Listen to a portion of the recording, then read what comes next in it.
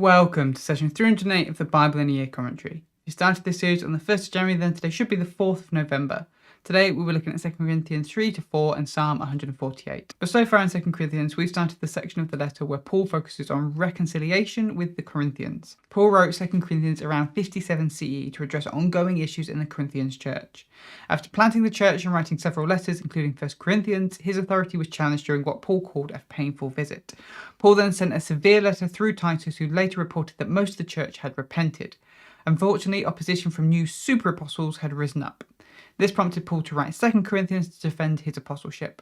The key issue was the Corinthians' value system. They questioned Paul's authority due to his poverty, lack of eloquence, and suffering, contrasting him with the more polished super apostles. Paul began by thanking God for the comfort he has received during the difficult times and the Corinthians for their prayers. He explained why he changed his travel plans. He figured it was better to send a letter instead of visiting again after his authority was rejected during his last visit.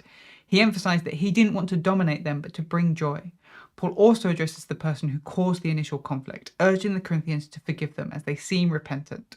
Paul then gives thanks to God for their reconciliation and reminds them that they are a beautiful aroma of life through their unity and faith. He contrasts this with others who only teach the word.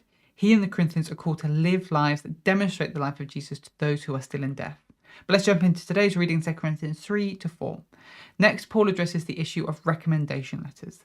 These new leaders that had come with many letters of recommendation, showing how important they were. Paul didn't come with any letters of recommendation. Why should the Corinthians listen to Paul over those other apostles if they have recommendation letters and he doesn't? Paul asked them, are we really back to talking up how important we are again?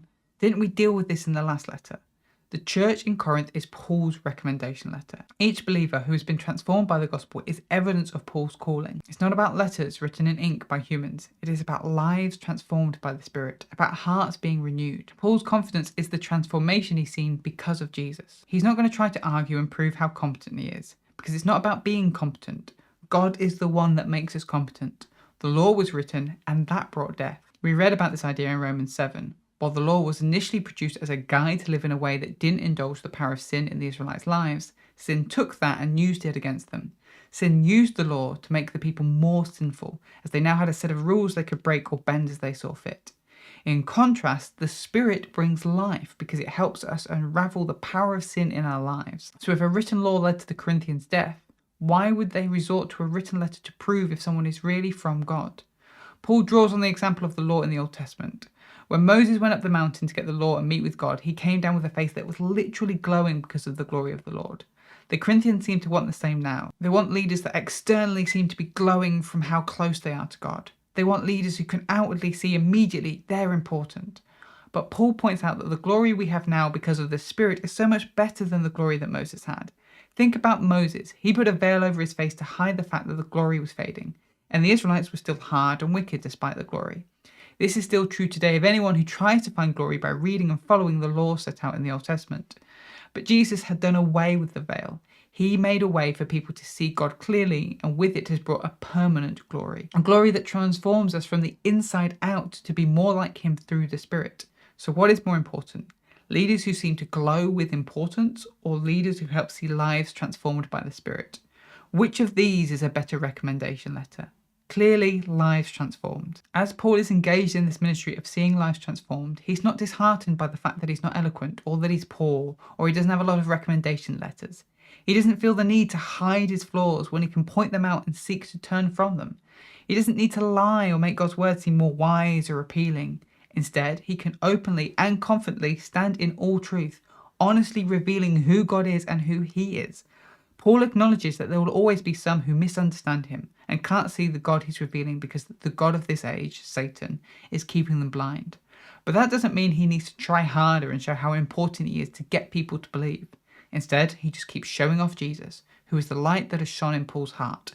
And Paul now allows to shine through him to others.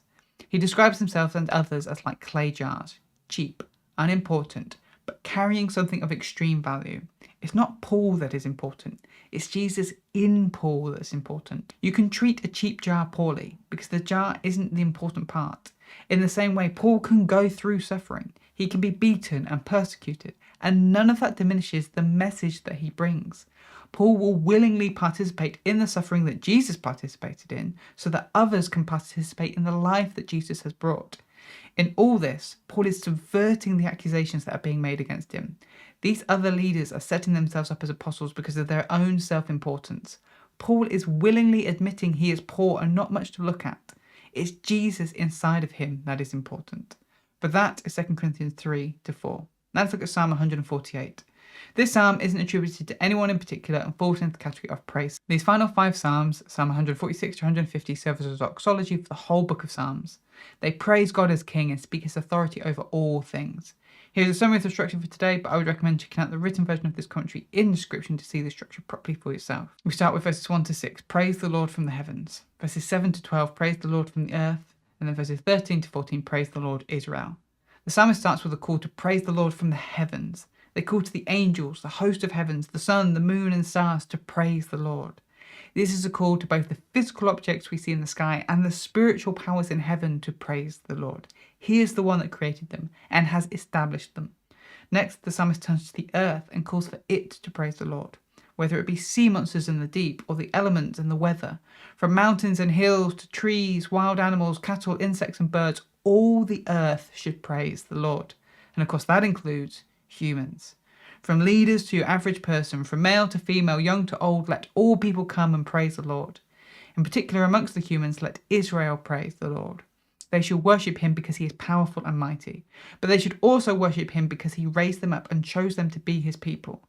The message of the psalm is simple. All creation should praise the Lord. Thanks for joining us today. Take a moment to reflect on what you've read and share your thoughts or questions below. If you're watching in the future, then you can click here for the next session, or you can find the full playlist just down here. To receive these daily commentaries in your email inbox, subscribe via the link in the description below. Have a great day, and I'll see you tomorrow.